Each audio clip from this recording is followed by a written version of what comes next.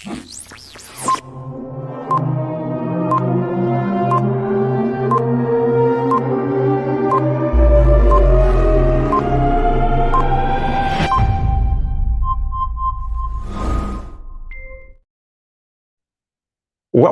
to another episode of the iWorkinSport live interview.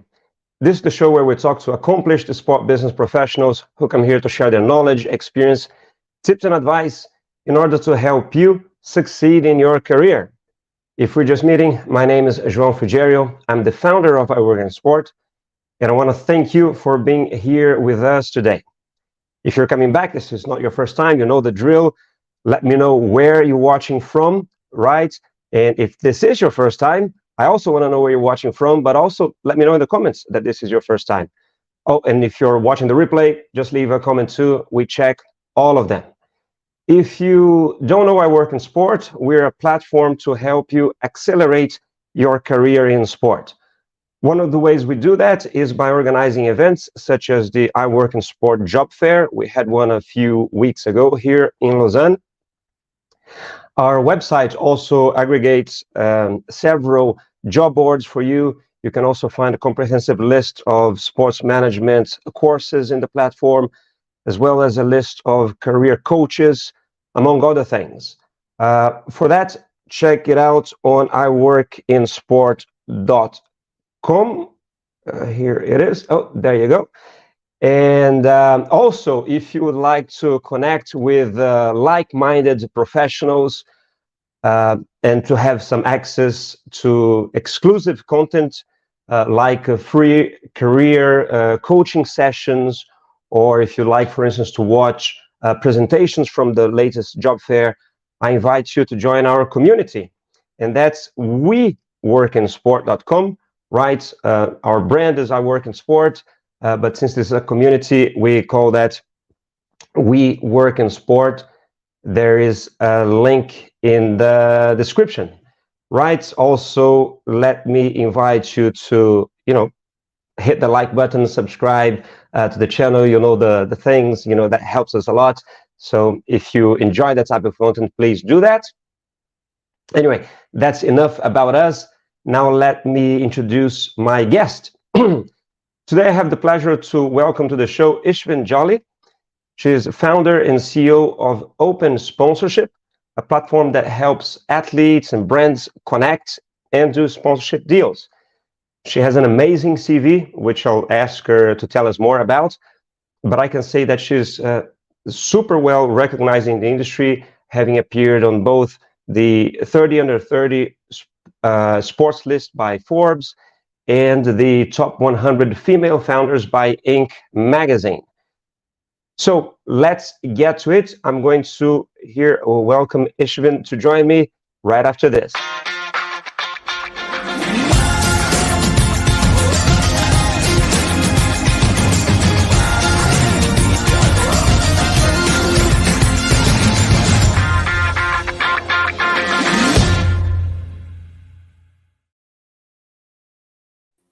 Hello, Ishveen. Welcome. How are you?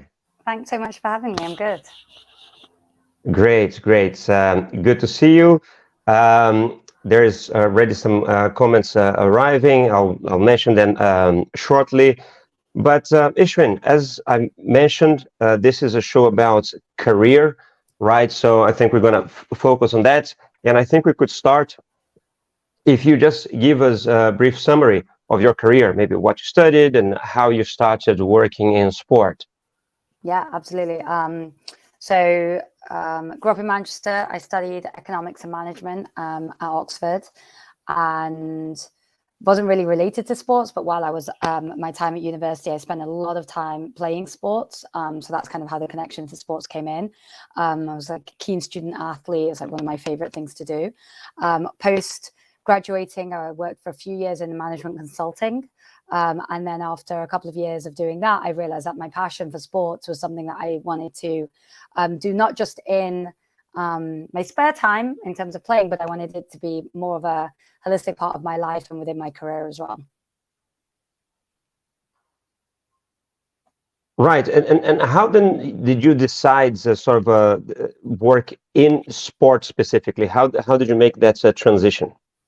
Um, I think it was a case of when I looked around and thought about what I was doing and what I wanted to do. Sports was one of those things that has been such an important part of my life. I think it's way better now, but back in the day, especially, that you weren't really told that there were careers in sports.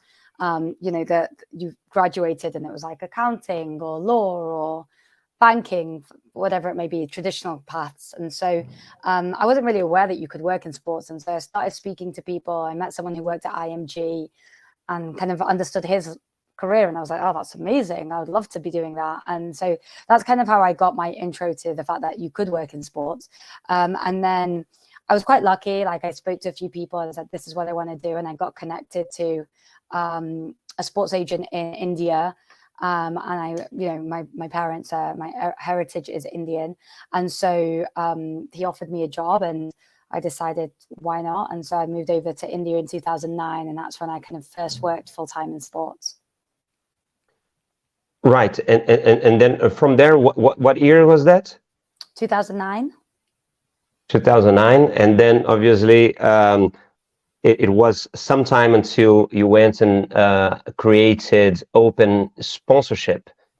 Maybe can you tell us how that idea of creating open sponsorship came about? Yeah, absolutely. So my first career in sports was helping to do sponsorship deals. So selling, buying, activating, everything to do with sponsorship.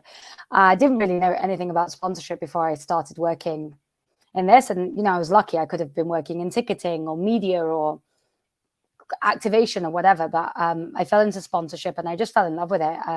I thought deal making was cool. I really saw the benefits, the upside of doing a sponsorship deal. Obviously, the money is directly relevant to performance and supporting the growth of a team.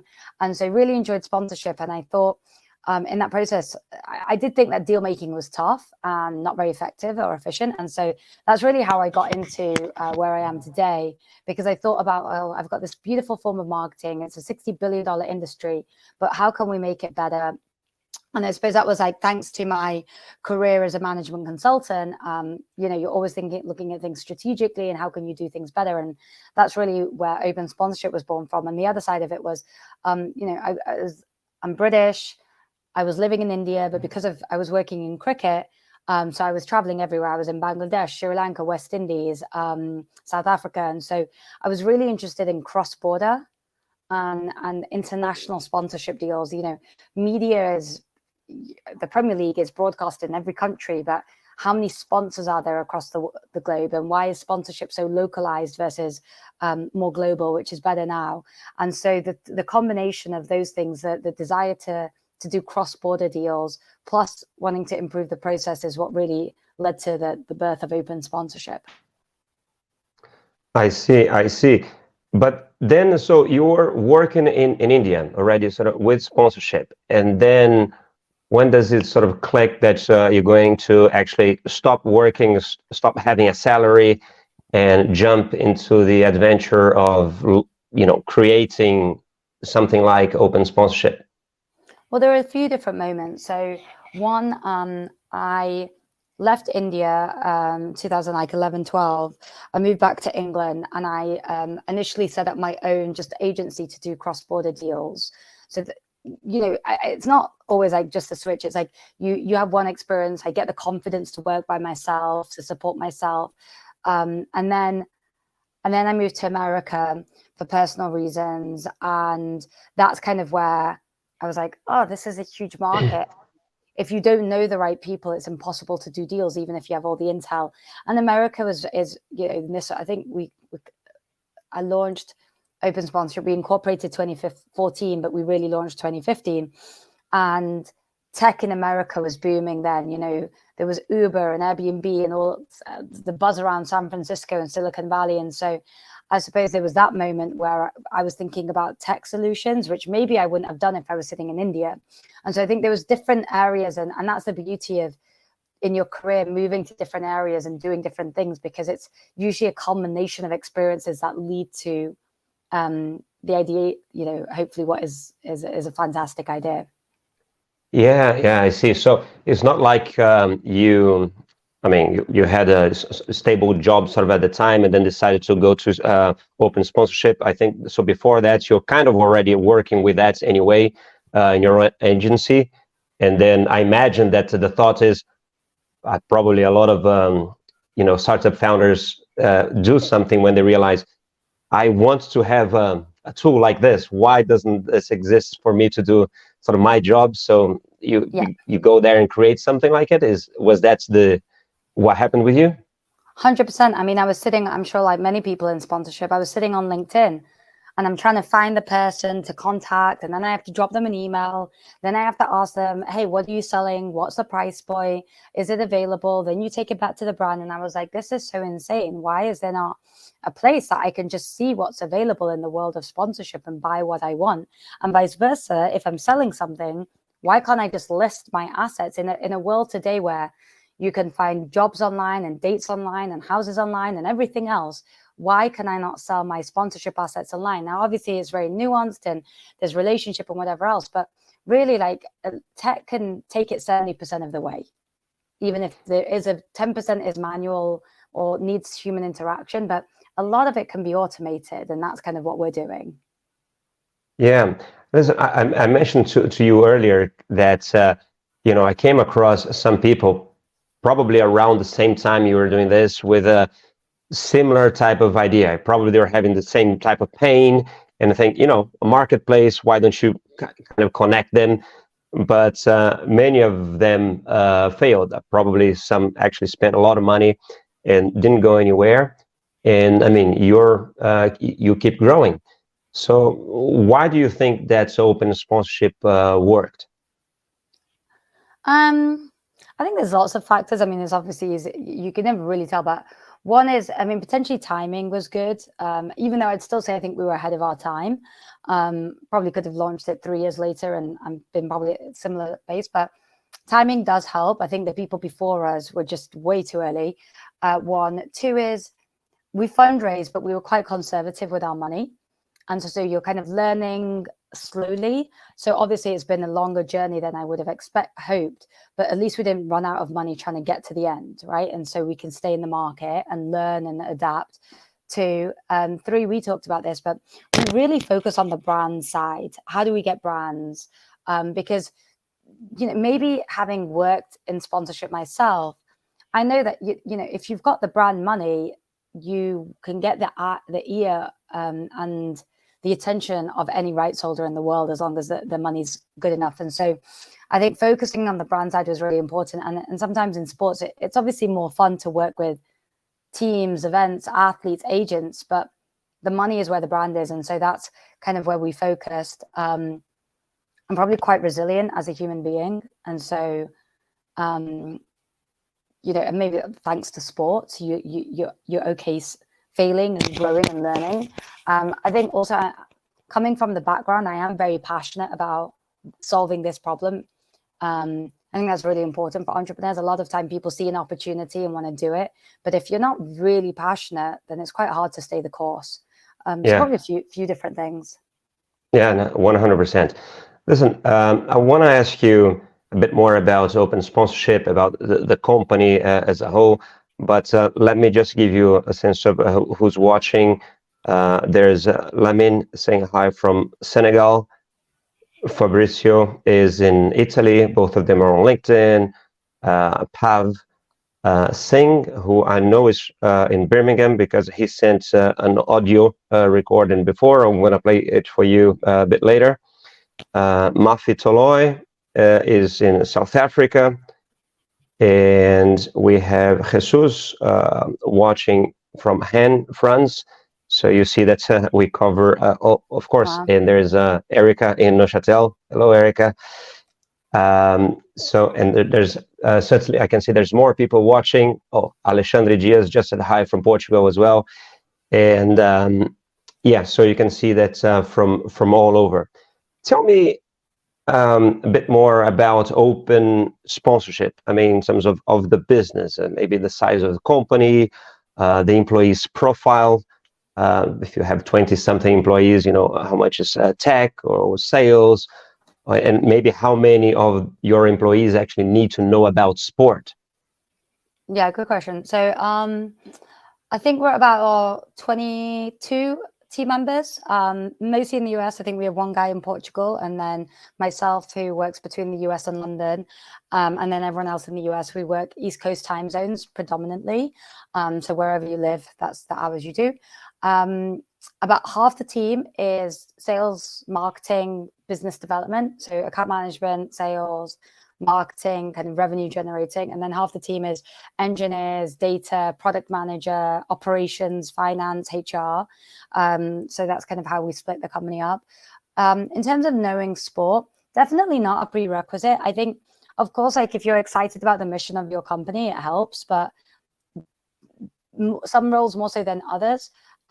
Ultimately, what you want is someone who's got the skill set to do the job, and then everything is a plus plus, right? And so, account managers are customer facing. They're in the weeds of tactician, and they're about client relationship management, whereas salespeople are probably a little bit more incentivized by money, and they are strong personalities. But on our team, especially, they do need to be creative as well and be organized, because sales is about building a pipeline and managing follow-ups and taking no's and being resilient.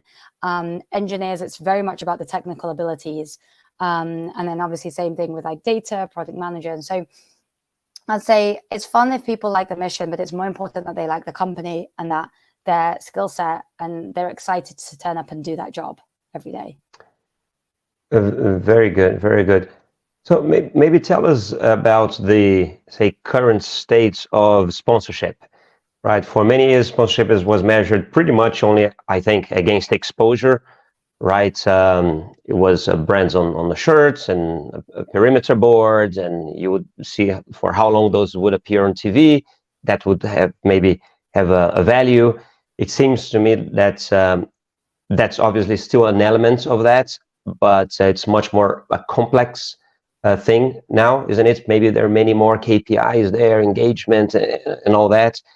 Maybe paint a picture to us of this current state of sponsorship as you see it. Yeah, I think the main thing is that sponsorship traditionally was very much about billboards and naming rights and shirt front sponsorship, and a lot of the valuation, as you said, was based on like TV audience or maybe like in stadium, and those were your two audiences, right? Who's sitting at home or who's sitting in the stadium. And obviously the sponsorship asset, if you're measuring on who's at home or who's in the audience, it's based on when the game is on. The biggest difference is today, you're consuming, let's say it's the NBA finals, you consume that. Obviously the biggest audience is when the NBA finals are on, but now imagine all the content from the finals, they're shared across Instagram and Twitter and on YouTube, and people tune in later. And I don't know what sports you follow, but like one of the favorite things to come out of the finals was the press release with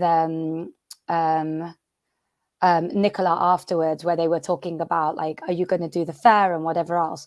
And so that clip is probably as viewed as any point within the game. And so now sponsorship, and who gets the benefit of that? Obviously if he's wearing the team shirt, then team logos are present, the NBA logos on the background. And so what's interesting about this new way that we consume media and consume sports, the before, the after, the during, is that the whole way, if we consume sports in a different way, and even the content, we may care more about who's sitting on the sidelines than we do what happened in the ring, for example. And so how do you track that? How do you monetize that? How do you turn that into sponsorship assets? Right. So does it create many more opportunities for the athletes that you work with, I would imagine, and the brands? Yeah, I'd say definitely. Like social is it's its own beast, right? Because firstly, you don't to sponsor the NBA is like tens of millions, if not more, dollars, right? And so not everyone can afford that, but I can afford to pay an athlete, right? I can afford to pay an NBA player.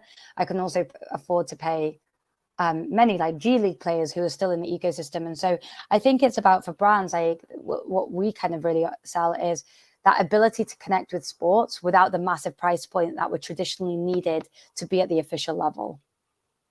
Right, right.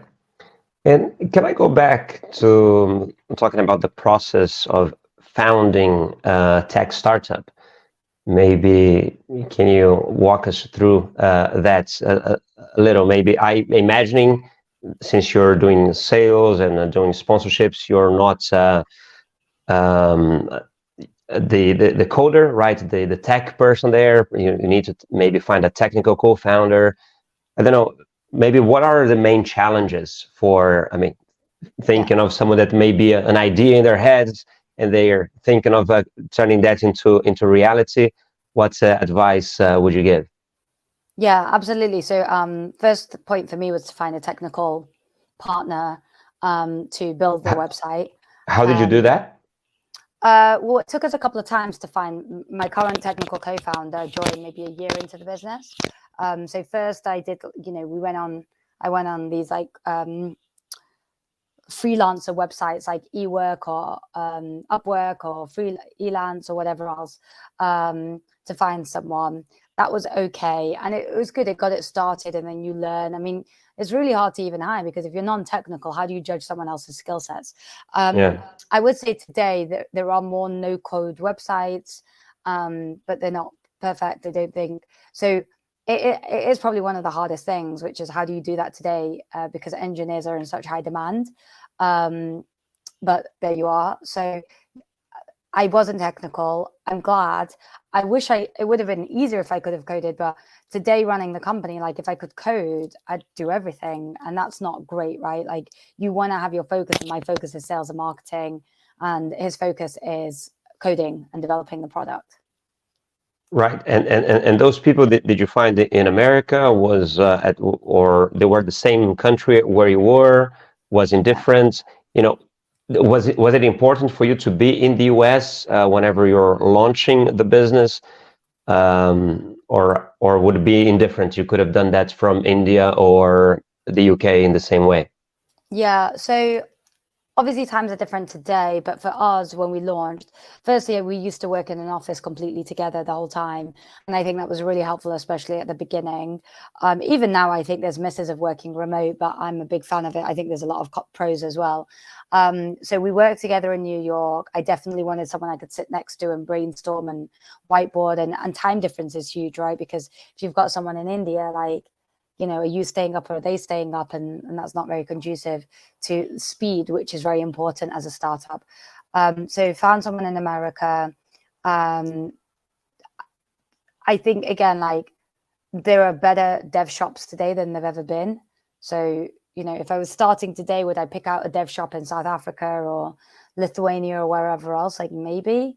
But I'm kind of happy with how we built it. And a big thing is like some people are good at technical and some people are good at design and usability. And that's quite a hard, like, I think I got very lucky finding someone who, was kind of good at both.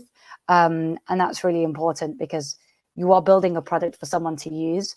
So it can have all the functionality in the world, but if it's not very good to use, then no one, people are going to leave. Right, right. And I imagine that your own job role in the company developed a lot, right? When you start to kind of doing everything, probably you start mostly doing what you were already doing, which I imagine was a very commercial driven type of work, actually linking the deals, selling and present the company. Now as CEO, has it changed much now that you have a larger team under you?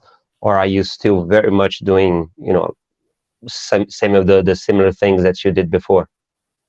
Yeah. No, so definitely it's evolved. I'd say the one thing I was like, I did the sales and marketing, but I was very involved in product as well. So because my co-founder didn't have a sports background, obviously, I mean, he was an engineer. So a lot of it was, a lot of the early days were about me doing the thing and then translating to him, hey, this is what I'm doing offline. How do you build it? And we spent a lot of, I mean, I love building products. So that was really fun. So, the biggest changes to today, obviously you have a team, I have a team of managers, so it's their job to do a lot of the stuff that I used to do. A lot of today is like about goal setting, making sure that people have the tools they need to hit their goals. And then obviously on my side, it's like doing the new things and then testing new things, coming up with new strategies. Of course, like when I'm fundraising, that's a big focus. Hiring might be a big focus. And so the world is changing very, very, very fast. Think about it. We're talking about AI today. We were not really talking about, we integrated IBM Watson in 2016, and that was AI, but no one really cared. Hiring a year ago, completely different. You know, talent was scarce. It was very tough to hire good people. Salaries were through the roof, and now it's completely the other way, right? Like with the layoffs, especially, I mean, in America, like so many people are laid off, unfortunately. But as an employee, like we put up a JD, we get 1,000 applications. So it's like we need to adjust our processes for that. And so it's constantly about evolving the business to adjust with the realities of what's happening, right? Back in the day, you kept raising every year. Now it's like, no, you should try and be cash flow positive, grow sustainably, look at your unit economics. 2 years ago, it was like, just grow up. Don't worry about costs, just grow. So that's like the hard and interesting thing is like, you're constantly looking at the external factors and the internal factors of the business. Right. And you mentioned the evolution of AI, you know, everybody talking about ChatGPT and others, visual ones as well, DALL-E or others. How is that? Do you feel that's already affecting sponsorship, if we can cut that slice much? Or if not, do you think it will? Have you stopped to think about how that will impact your business? Yeah, not really. I think it makes people more efficient. So like, do you need less SDRs, sales development reps, because people can write a sequence in ChatGPT and can automate everything, right? And so I think it may affect certain parts. I don't think it's going to affect the whole sponsorship pie, because ultimately, unless AI replaces the live game. Now, obviously, if we don't need the NBA because everyone's watching an AI version, then, you know, I need to sell those AI characters, but that's not happening today. So it's not a game changer in terms of the industry. I think it's a game changer in terms of specific roles and skill sets, because every time a new tool comes along, you're like, do I need a person anymore? Or can someone, you know, think about this, like back in the day for you and I to do this, we would have needed someone to record us. Like we'd need a videographer, right? And then we'd need a content production person and post-production person, and then someone to overlay graphics. And now it's all automated. So you and I can do this through tech. And so it's like, what roles are going to change because of tech? And how does that affect the industry? And who, you know, within the company, how are you staying the most efficient? Because obviously the lower cost base I have, the less I can charge clients. The higher cost base, the more I need to charge to cover my costs. Yeah. For sure. I suppose now that you're talking about, you know, also the ease for anyone to go and create content and become a one man or one woman production or content creator probably will create many other sponsorship clients or targets, or people that don't know, would make sense to go to a platform like yours and say, oh, do you want to go and sponsor this show? This is what we do, or whatever. I think now that I'm thinking about while you're speaking, it also just creates a brand new potential, you know, clients or partners for you and anyone dealing with sponsorship, I suppose. I'm going to play one question from Pav that I mentioned. He sent that from Birmingham. I want to invite everyone that is watching. There's more people, you know, sending comments there. If you have questions for Ishveen, write down in the comments. Just before I go to Pav's question, in terms of all the many things that you do in your job, do you have a favorite thing, or what is it that you like the most about it? I think solving problems is really fun. So it's not tied to one thing, but like it's really fun to sit there and go, how could we do this better? And then know that, this idea. Yeah, I can relate. Listen, I'm going to try to play this. It's a question sent by Pav Singh. Let's see if it will play. Hi Ishveen, my name's Pav and I'm from Birmingham, UK. I'm a big fan. I really enjoyed your LinkedIn Live with Sean Hanrahan in April, and I really took a lot from your quote on the Unofficial Partner podcast from Sue Campbell about sport being a third parent, because I feel a lot of people resonate with that growing up. My question is, I know in that Unofficial Partner podcast you talked about how you randomly decided one day to do a sports coaching course at Finsbury, and when you're trying to find your way in life or try and break into an industry, sometimes you have to do a different sporadic thing, whether it's a course or, like in my case, I did an improv course to help you find your way. And how important is that compared to sometimes doing the traditional things of, getting work experience, getting a degree, mentors, mock interviews? How important is it to try and do something different to try and find your way to get to where you are now? Yeah, I think it was a good question. Did you get it? Could you hear okay? Yeah, perfect. Yeah, thanks for the question, Pav. I think the aim of life, generally, philosophically speaking, is to be happy, and do things you enjoy. And when you think about the non-traditional stuff or the stuff that you do, I did that coaching course because I wanted to. I took my own holidays and did it. And then afterwards I sat down and thought, why am I doing this? I think it's because I want to work in sports. And so you tend to not do things, you tend to not be happy doing things you're not good at. We play sports that we're good at. If you hate cooking and if you're not good at it, you probably don't do cooking. And if you are good at it, you probably enjoy cooking. And so I'd say I do think they're kind of hand in hand. Now, of course, you can get better at things and then you can start enjoying them. Like running's a great example. I think a lot of people don't like running COVID. They started running and then they enjoy it. But I'd say making money is obviously what we have to do as society because that's how we live. But when you think about where you spend your weekends, your evenings, your holidays, I'd say try and do things that make you happy and then reflect back well, why did that make me happy? And can I actually do more of it? And so, that's how people end up working in the charity sector, right? Because they do it on the side, and then they're like, actually, this could be a day job for me. And a lot of people then go into the charity sector and they love it, but they say, oh, it doesn't really pay very well. And actually, I'd rather do this as a side thing and get a job that pays me more, right? Academia is the same way or whatever else. And so I would say try and think about doing things that will make you happy. Try lots of different things. Like you said, you did improv, which is great. A lot of people think improv really helps their sales careers because it teaches you how to pivot on the spot and take rejection. And I think there's a rule in improv that you can never be negative you can never close down what someone else has said or something like that. And so that's a really good trait in sales. And so I'd say think about, okay, if you enjoyed improv, great. And then Google it and say, hey, what kind of careers are good for people who enjoy improv? And if they say sales, great. And then put it on your resume and emphasize that and build content around it and everything else. And so do things that you enjoy and make you happy and think about them and then build off that.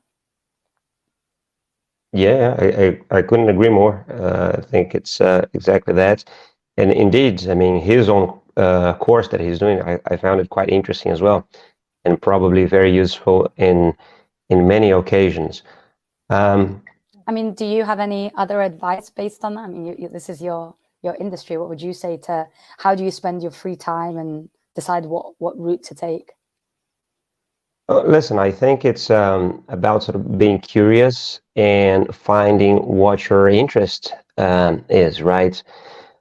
And I don't know, for instance, I always got very interested in a bit of tech or content and that kind of thing. And I went and taught myself to do all these things. And obviously, you go and start and you kind of have fun as you do it. Right, I think the quality of the streams that I was doing before weren't as good as they are now. It's not professional yet, right? I don't have a team. I'm kind of doing the same thing, but it's funny because it's something that's I'm enjoying, I'm learning, and funnily enough, I also make an extra money on the side because some of my clients that's hired for just a few things say, João, we want to do our live streams. Can you come and help us out with? Which now for me it's sort of very simple. Okay, you get some extra money as well. So but it's all about your interests. They're varied.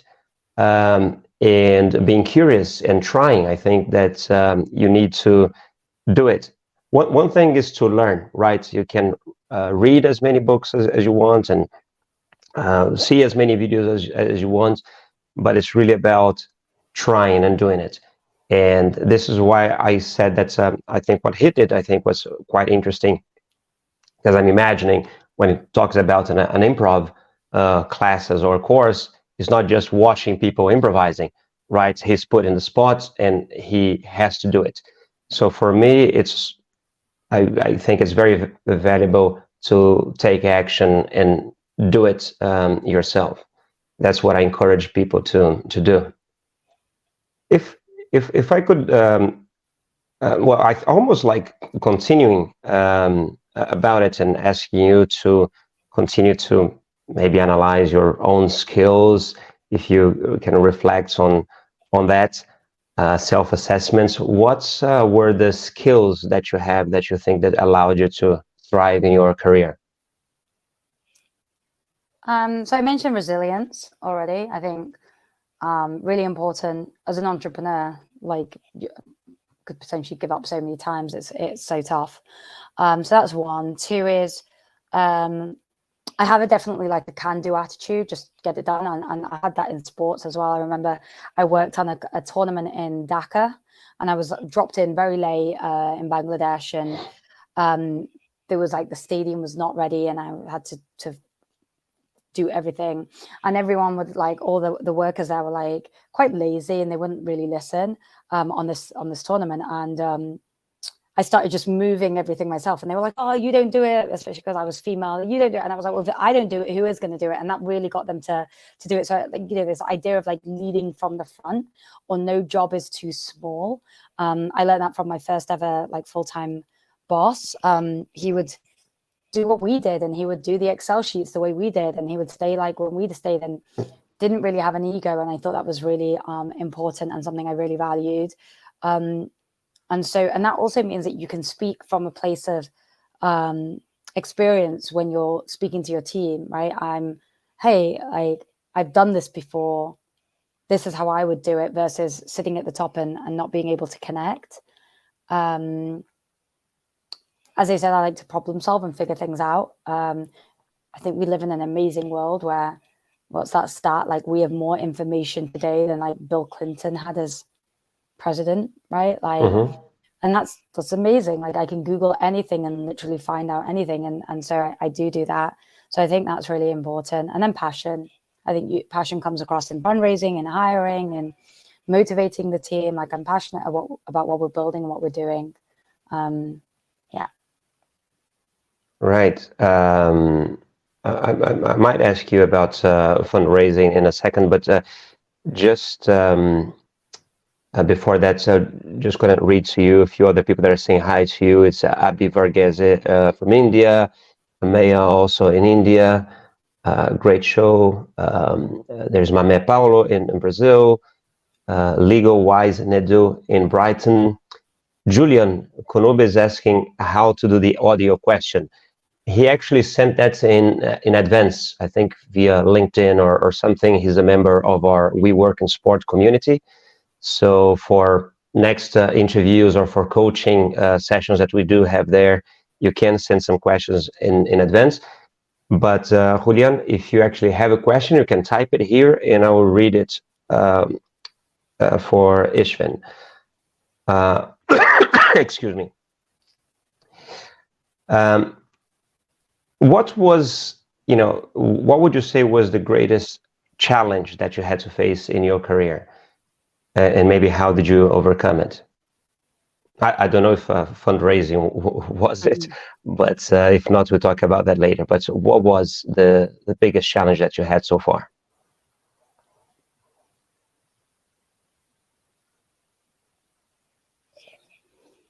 Might be a cop-out answer, but I would say I think the biggest challenge I've had to face is knowing that it's actually never going to be that easy. Like you know, when we grow up, we're like told this story that, you know, you can be an adult, and once you're an adult, it'll be easier, or like work hard at school. Once you get to university, you can relax, and, you know, it's not the case. And like, once you start making money, it'll be easy. Like life doesn't, you know, get married, it'll be better. Have kids, it'll be better. Like you're always, I think, realizing that like the challenges don't go away. It's challenging when you're pushing paper around in your first job and you're feeling underutilized and undervalued and underpaid. It's challenging as a CEO when, you know, there's so much on your shoulders and you can't relax. And so, you know, fundraising is a great example. It was so tough. And I said to one of my girlfriends, I said, you know, once I raised $1 million, we're going to Vegas. And we've raised like 5 now, and I've not been to Vegas yet, right? And it's because you do one thing and then it unlocks another. You raise money and then suddenly you have investors to answer to. You hire a team, fine, I need to do less, but now I have to manage a team. You know, you sign a great client, you feel so ecstatic, but now I have to service them and keep them. And so I think what I'd say is like the challenge is realizing that it doesn't really, it's a different problem you solve, but it doesn't really get easier per se. Right. It makes sense. There's a comment from Pav there. Thank you to his question. Now, excuse me. So sport is still viewed as a very male-dominated industry. How has it been for you to work in that environment? Do you find it that way, or is it changing, or how do you see that? How has it been for you? Yeah, I've definitely reflected on this more and more, especially over kind of like podcast interviews and the like. And I think one of the biggest benefits of you know, Pat referenced it, I talk about sport being a third parent, is like sport from a young age teaches about meritocracy. If you're good, you get to play on the team. Doesn't matter what you look like, what your gender is, what your weight is, what your hairstyle's like. If you are good, you should get picked, right? And so I think as a young person growing up playing sport, I never really looked at gender or like ability. Like it was just ability, and you work hard, you get what you deserve, and you move on. And I was very lucky to have that childhood where I had those opportunities. And so it didn't really occur to me about like the gender roles until much later in my working life, when, you know, maybe living in India a little bit, I started picking up on it. Obviously working in sports a little bit. And then like fundraising a little bit. So I think over time I started realizing, and obviously when other people talk about it, when we were growing up, no one was talking about male, female ratios to hiring, all of this stuff, right? And so I think like now you look back and you're like, oh yeah, that kind of makes sense. That did affect me. But I didn't really see it growing up. I'd say we're in a really lucky period where there is an overcorrection. Well, there's a correction. So it's not overcorrection, but there is a correction leaning towards women, minorities, and that kind of thing. And so I think that is really good and is really powerful, and definitely needed, because there is a lot of like bias, right? I'm going to hire people who look like me and sound like me. They're the safe bet. In our company, I think we're a 50-50. If not maybe even more slightly female. And so that's brilliant. And I didn't really think about it until I look at other people's companies, and, you know, I've looked at some of our competitors, and it's like, it's all male. And you're just like, how are we building such similar companies, and mine is 50-50 and yours is all male? Like there's clearly a bias there that is hurt, and it should be hurting you because you're not getting diversity of thought. And so I think you put more women in, you put more minorities in, you're going to get more coming up. and the speed at which it will change is so fast because, I love working with women. I think they work hard, they're honest and whatever else. I mean, I love working with men too, but so I think there is a correction, and I'd like to say 10 years time, it won't even be a thought because you'll just pick the best person for the job and you won't see gender or color. Hopefully. Right. Yeah, hopefully. There's a question here from Julian, I guess that's how you say it, Coconubo. He says, I work in sponsorship sales, but lately I've been struggling with B2B relations. Seems that it's not as easy as before to connect. What is your view and advice on that? What happens is everyone uses a channel. So, back in the day, it used to be maybe it was like flyering, cold calling, whatever. And then that channel gets saturated. And then some people work out a new channel to use. Then the word spreads about that channel, and then that gets saturated. So D2C right now, DMing people on Instagram could be an idea, or pinging them on Twitter. D2C, not B2B. Maybe B2B, LinkedIn is a great example, right? Like when people started messaging on LinkedIn, it was novel, right? In mails and whatever else. Now that so many people do it, you just archive and delete before you even read it. So I think the trick is like, can you find a new channel that works? And that goes back to testing, right? You should always be testing new things. Now, I'd say on one side, I think in-person is becoming more important again. Obviously, COVID allowed us all to sit behind our desks, and we love it because it's efficient. We, rather than getting on a plane and traveling for 2 hours, I can literally 2 minutes before click on a Zoom link and do the same thing. But is there, especially new connections, is there an inertia? Do we need to meet in person? Maybe. I'm not convinced. I think the jury's out there. I'd say relevancy. I do think a big thing is like if I work at home, back in the day, if I was in an office, I had to fill 8 hours a day. But if I'm at home, if I can get my job done in 5 hours and have 3 hours left to eat a nice lunch, spend time with my kids, I'm going to do it. So I'm not going to take meetings for the sake of meetings. So is your pitch tight? Like, are you really fitting what they need? Have you done your research for them to know that this is the right person?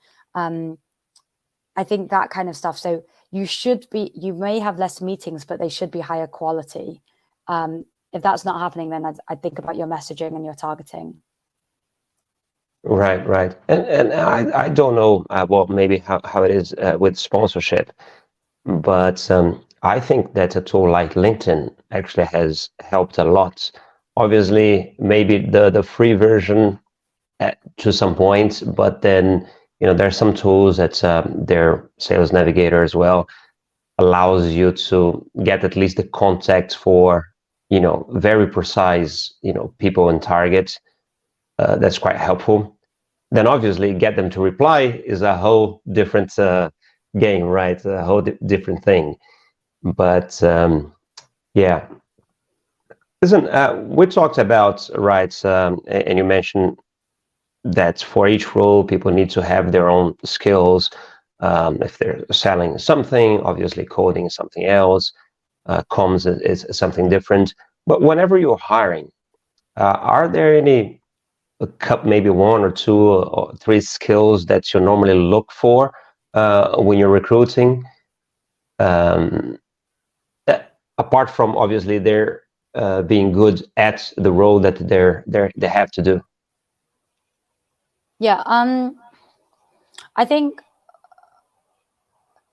it's not always the case because you could potentially have like an engineer who's a really good engineer and doesn't do this as much. But generally, we did a look at our team and said, who are the best people? Like think of the best 2 people on the team and what are their traits? And across the board, it was pretty unified. And a big one that came out was around like how helpful you are and your impact in a group setting. So, and the reason why that's important, especially like in an office environment, it's quite easy to turn to someone and say, oh, you're free.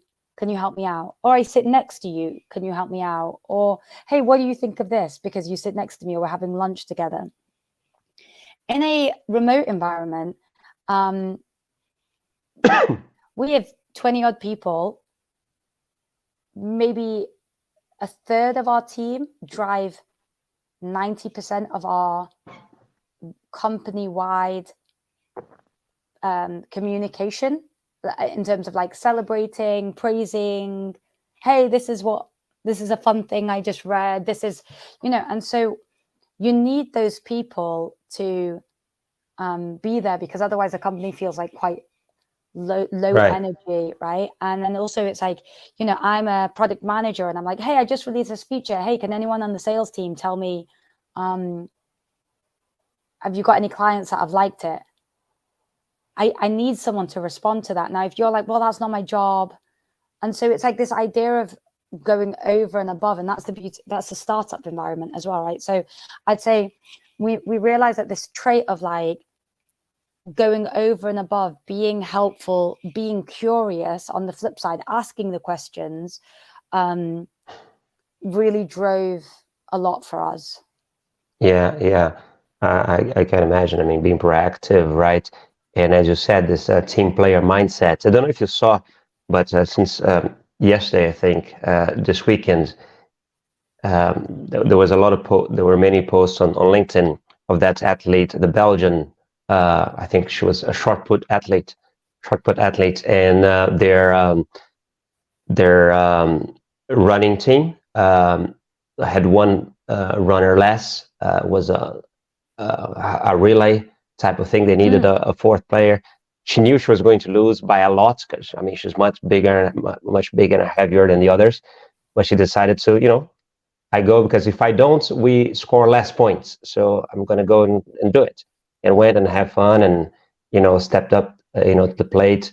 So there's a lot of comments on that one particular thing, and I think that's kind of illustrates a bit the mentality that's that you just described. We're going close to the end of our interview here. I think we have some 10 minutes to go. I'll try to keep it to the hour as I promised. In terms of formal education, right? We have a lot of our audience, and we work with many programs in sports management. They do study a lot about sponsorship, and many want to work with that. How important is that actually for a business like yours, or for working in sponsorship in general, you think? Sorry, just repeat. So them having done like a sports management course? How important do you think it is? Maybe when you're hiring for someone that is, if say someone is applying for a position where they need to relate to clients and need to have some knowledge of the market. How do you view these sports programs? There are many in the UK, Liverpool and Coventry and Bath here in Switzerland, the FIFA one, and the Johan Cruyff Institute, and many others, many in America as well. So yeah. How do we view them? I think a lot of traditional, or like these kind of organized education, is about like the alumni network and getting access. right. So I imagine they're important to help you, know people in the industry, and that's very useful. I think in traditional sponsorship roles, that would be really, really useful. Because we're a tech company, and so much of our selling is like non-relational initially, right? Inbound leads or whatever else. Maybe less so. And I would say for us, knowledge is really important. So why athletes make for good influencers? How do you think about social media impressions, ROI, creativity? And so if these courses help you to get that skill set, it will come across in an interview. But I'm not really thinking about like, how did you get that knowledge? Then having the knowledge is important. If you've got it through a course, great. If you've got it, like, it's very hard sometimes to like, I did economics and management, and I don't really think I use much of it, but I think my course helped me to think a certain way, to critique. Right.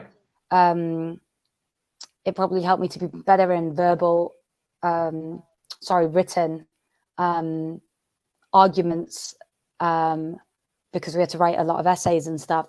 Now, so it's quite hard to know what does the course give you, and therefore, and could I have got it elsewhere? I probably could have done, but it did give me that. And so I think network and the skills are important. For someone like myself, I'm not really that bothered how you got them, why. I'm not looking for that brand. I'm looking, as I said, more so for the skill set. Right. Well, I imagine that you get people messaging you on LinkedIn all the time, asking you for advice. I mean, I love sports, and I know that you're dealing with more than sports now. I think music, I saw in a previous interview, it's a big thing in sponsorship as well. Well, and many sports companies or agencies are going from sports agencies to sport and entertainment. Anyway, I think they're merging there. Sports is becoming more and more entertainment anyway.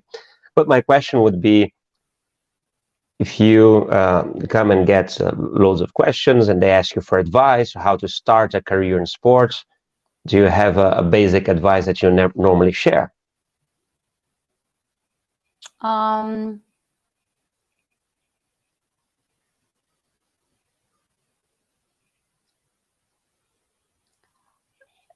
So I'll give you three things. So one is make sure that you enjoy the job.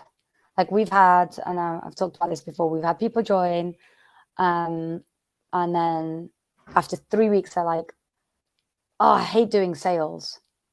I love the company, I love the mission, I love you, but I really dislike doing sales. Well, that's the job, right? Or social media. Like, it may sound really cool to do social media for Man United, but if you genuinely are bored of posting on social media every day and that's your only job, you're not going to enjoy it. It doesn't matter where you work, right? And so,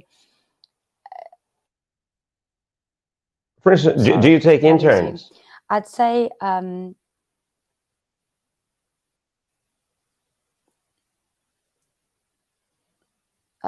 did you hear me? Yeah. Oh, I think I lost Ishveen for a bit. Let's see if she comes back. Don't know if that was her connection or mine. Give me a minute. Let me see if I can find her here. Cool. Do you have me now? Yes. I was just was going to try to send you a message. Yeah. I was, we're in the middle of that question. I asked you, for instance, if you take interns, because that's definitely one way that would tell people that they might want to start. Do you take interns at Open Sponsorship? Yeah, so we typically don't do paid. We'll do it for like college credit. So I do think it's a great way. We've had many interns. I think we've hired 3 of them in the history of the company. So it's a great way to prove yourself, to get skills. Also, if you do a great job, it's a great way to get connected to someone's network. So even if I don't hire you, like I'm more likely to recommend you. So I think internships are great. I think building your own brand is really important. Like, if you, as maybe more so in marketing or whatever, but like if you can prove that you can do it yourself, then that's like really good. And then I'd say like the third thing is like you can always come to sports later. Like no one's gonna look at your resume and go, you haven't worked in sports since the day that you graduated. I think it's like, I remember meeting someone who worked at the Rams. He was really senior, and his background, he'd never worked in sports before. And I thought, oh, that's really interesting that they've picked you.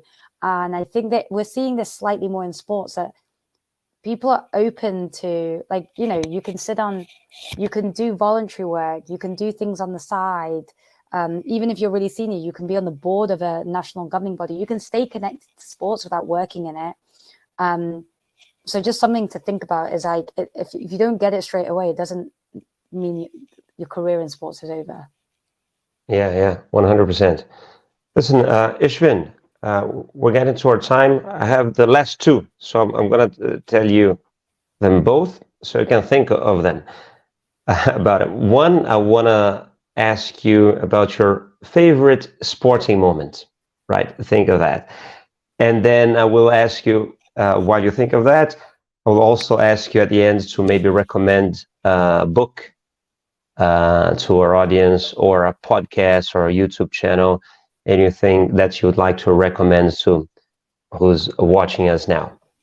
Shall we start with your favorite sporting moment? Well, it's a really tough one. Favorite sporting moment.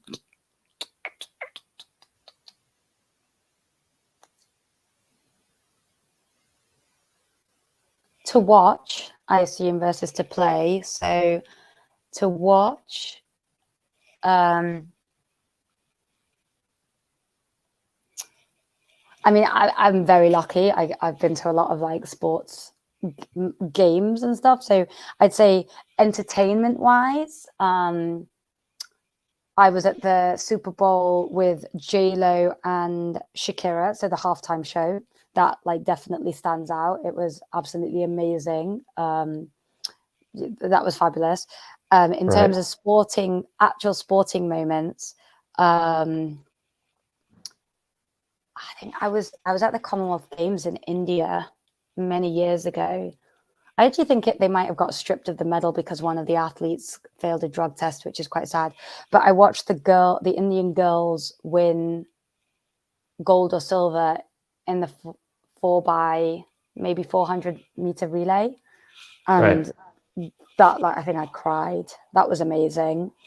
More recently, I went to the French Open, Roland Garros, and I watched Monfils, probably his last ever game, in the first round, where he kind of came back, and it was, and tennis is amazing because they're playing at like 11 o'clock midnight. And so the atmosphere, it's midnight, you're kind of tired, there's emotion.